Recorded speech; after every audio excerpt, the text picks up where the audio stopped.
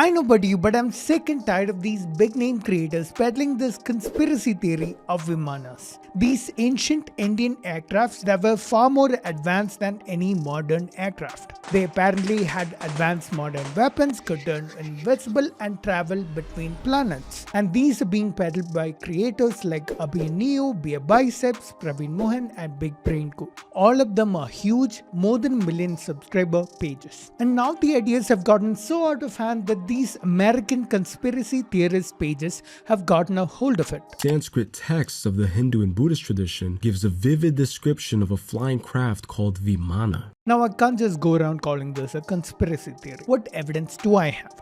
That is exactly what I'm going to present in this video. We're going to look at where all this came from, what all its claims are, and how all this became so popular. And we'll also look at the physics of all this, whether all this is physically possible. And you don't have to take my word for it. We'll look at what actual aeronautical engineers have to say about all this. Next time you see anyone sharing anything about Vimanas from ancient India, share this video with them because this has everything about it. Let's begin.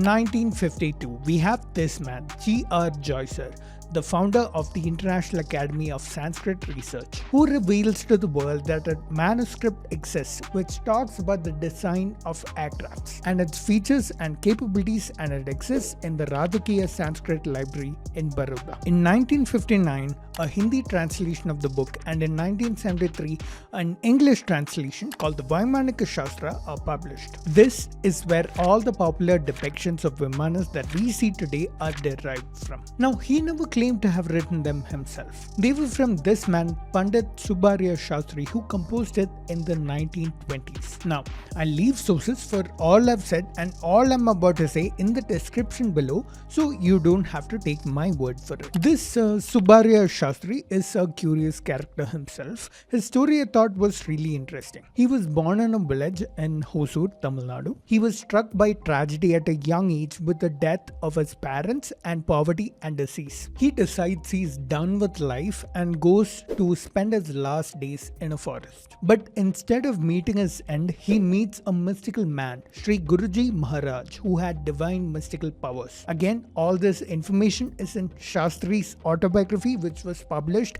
in the 1970s. Now, what did Guruji do?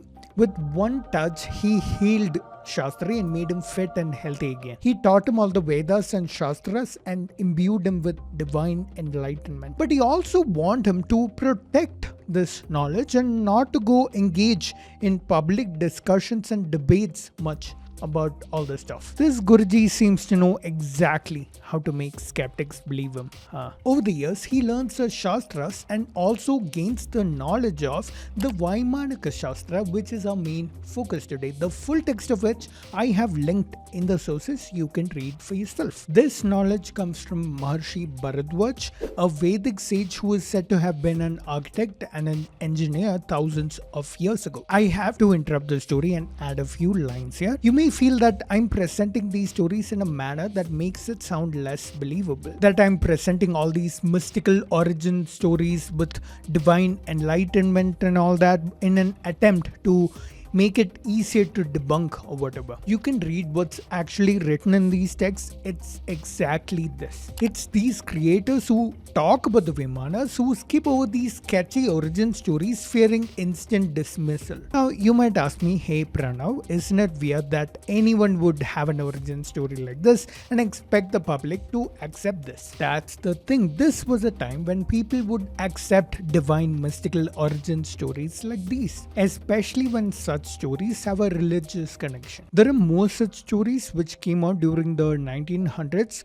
claiming divine origins. Vedic maths is one such. I've talked about it here in this video. Another would be the electric battery idea from the Agastya Samhita. India is a land where there was a time when you could claim mystical origins for something and people would completely believe you without asking questions. Some people unfortunately are still living in such a time.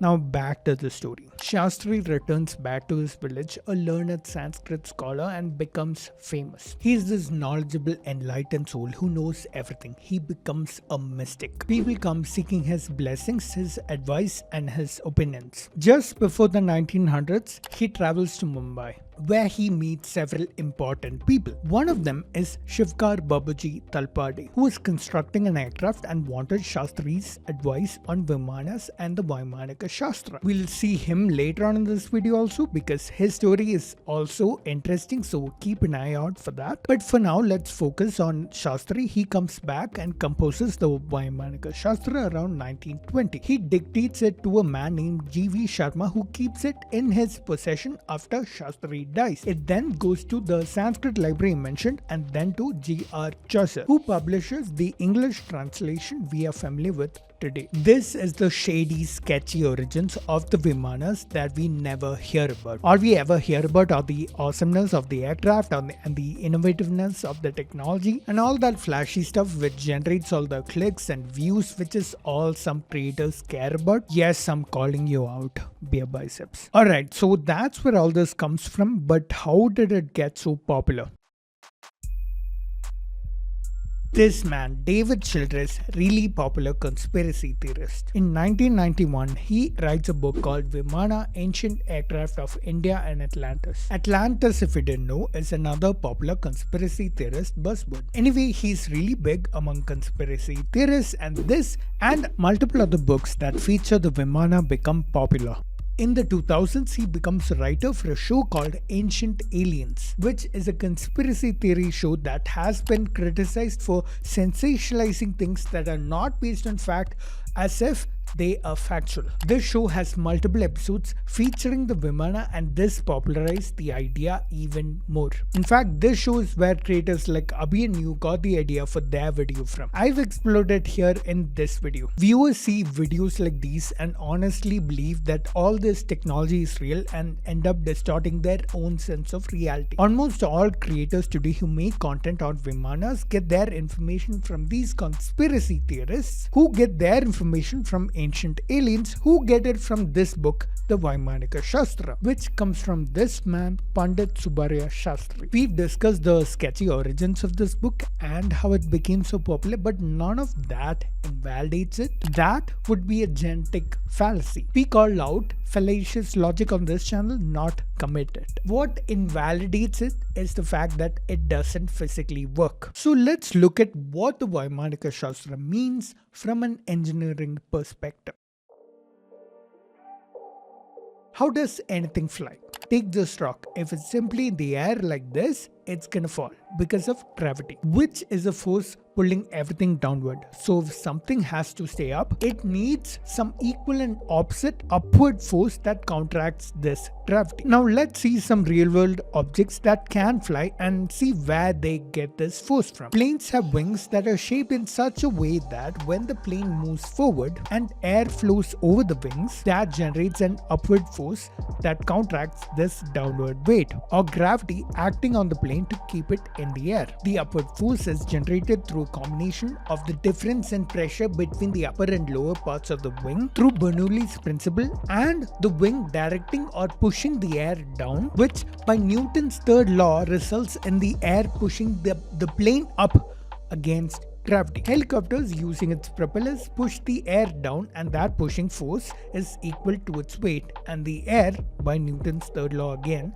pushes the helicopter up. Hot air balloons, as the name suggests, uses hot air which is less dense than atmospheric air. It creates a buoyant force which pushes it up. Rockets burn fuel, creating exhaust fumes which get pushed out in one direction, pushing the rocket in the other direction. This discussion of basic mechanics of flight is not present in a book that is supposedly the first of its kind, and instead the book directly jumps into the construction of these aircrafts and even the training of the pilots, the food and the clothing for these pilots, and civil aviation and combat mechanics and warfare. Almost like this is straight out of some sci-fi movie. Moreover, these illustrations that we see of popular depictions of Vimanas in images and videos and everything interesting, these were never there in the original manuscripts. These illustrations only came out in the 1973 publication of the English translation of the Vaimanika Shastra. Let's now look at what actual aeronautical engineers have to say about Vimanas. And I've brought this up in multiple previous videos. Every single time I've seen people taking the Vimanika Shastra seriously. In 1974, 5 mechanical and aeronautical engineers from the Indian Institute of Science, Bangalore, published a paper, a critical study of the work Vaimanika Shastra, linked below. This paper is such an absolute slam dunk in the faces of those who take Vimana seriously that I'm surprised it's not more popular. This is a critical analysis from an engineering perspective of the science and technology claimed in the text. Here are some of my favorite lines from the paper. The author, whoever he be, shows a complete lack of understanding of the dynamics of flight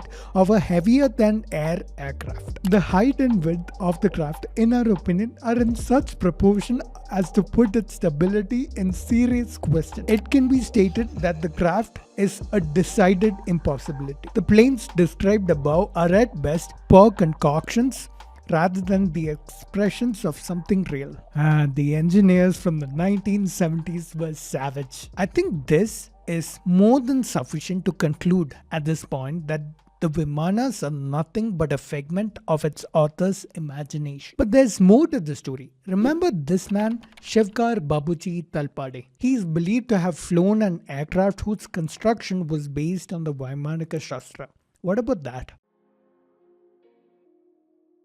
In 1895, on Mumbai's Chowpatty beach, an unmanned aircraft flies. 8 years before the Wright brothers ever flew their first aircraft. This is seen by an audience of several onlookers and it's flown by this man, Shivkar Talpade. Or so the story goes. There is no evidence of such an event ever happening. Despite claims of several eyewitnesses, none have ever come forward. There is no evidence of the existence of such an aircraft despite claims that it was sold to Hindustan Aeronautics Limited. From the descriptions of the aircraft itself, you can say that it's physically impossible. For instance, it was cylindrical and didn't have any wings or vertical takeoff. Then how did it fly? It used mercury as a fuel.